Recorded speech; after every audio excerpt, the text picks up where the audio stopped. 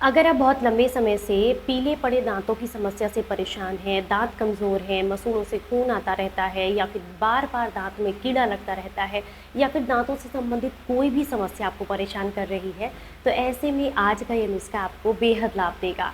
उम्मीद करती हूँ ये जानकारी आपको बेहद पसंद आएगी और आप इसे ज़्यादा से ज़्यादा लोगों तक शेयर करेंगे।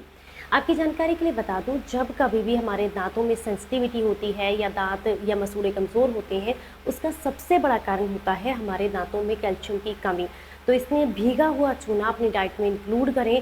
भीगा हुआ चूना आपको किसी भी आयुर्वेदिक स्टोर या ऑनलाइन स्टोर से मिल जाएगा, किसी पान वाले की शॉप से भी मिल जाएगा। गेहूं के दाने के बराबर भीगा हुआ चूना आप थोड़े से पानी में मिक्स करके रात को रख दीजिएगा कांच के बर्तन या मिट्टी के बर्तन में, और अगले दिन सुबह इस पानी को थोड़े और पानी के साथ मिक्स करके आप इसको पीजिएगा। इससे क्या होगा, इससे कैल्शियम की कमी दूर होती है, दांत और घुटने दोनों मजबूत होते हैं।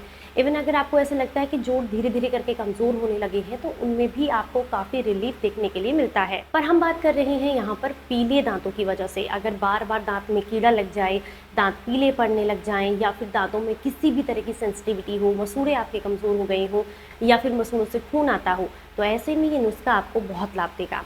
हालांकि ये एक आयुर्वेदिक नुस्खा है, लेकिन आप इसे आसानी से घर पर बना सकते हैं। इसे बनाने के लिए कुछ चीज़ों की आपको आवश्यकता होगी, जिसकी एक लिस्ट आप अच्छे से बना करके तैयार कर लीजिएगा।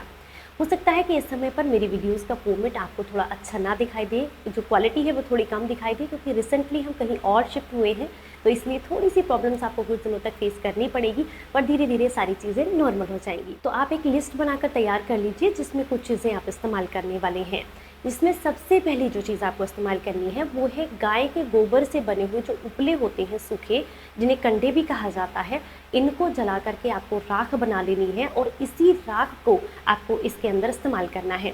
जो भी चीज़ें मैं बता रही हूँ सब आपको बराबर मात्रा में लेनी है। कुछ चीज़ें थोड़ी कम ज़्यादा रहेंगी, मैं आपको बताऊंगी, लेकिन मोस्टली चीज़ें आपको बराबर मात्रा में लेनी है। तो सबसे पहले जो गाय के गोबर के उपले होते हैं उन्हें जला करके उनकी राख बना लें। मान लीजिए इसे आपने 100 ग्राम लेना है। देसी बबूल जो होता है ना, इसकी छाल आपको किसी भी आयुर्वेदिक स्टोर पर मिल जाएगी, और इसकी छाल का पाउडर भी मिल जाता है।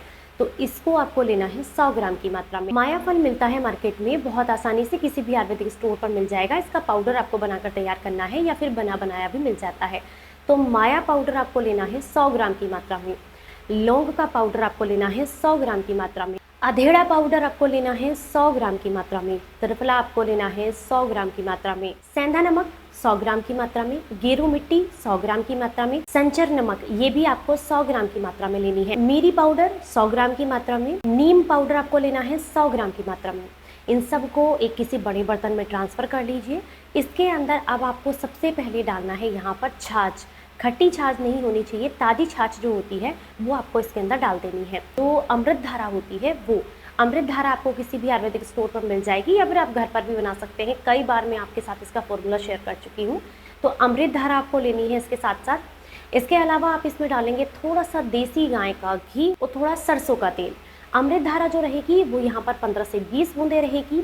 जो आपको लेना है यहाँ पर देसी छाछ जो मैं आपको बता रही हूँ, ये आपको लेनी है लगभग 2 गिलास की मात्रा में। और साथ में आप यहाँ पर इस्तेमाल करेंगे जो देसी घी, वो बस थोड़ा सा 2-4 चम्मच आपको यहाँ पर इंक्लूड करना है। देसी गाय का घी ना मिले तो आप इसकी जगह पर नारियल का तेल भी इस्तेमाल कर सकते हैं। थोड़ा सा आपको इसमें दूध मिलाना है। अब इन सारी चीज़ों को मिक्स कर लीजिए। मिक्स करने के बाद आपका एक बहुत बढ़िया दंत मंजन बन करके तैयार हो जाता है, जिसे आपने अपने दांतों के लिए इस्तेमाल करना है। मसूड़ों से खून आता हो, पीले दांत हो, दांत कमज़ोर हो गए हो, सेंसिटिविटी की समस्या हो, कीड़े लग गए हो, मुंह से बदबू आती हो, इन सब समस्याओं में ये आपको बहुत लाभ देता है।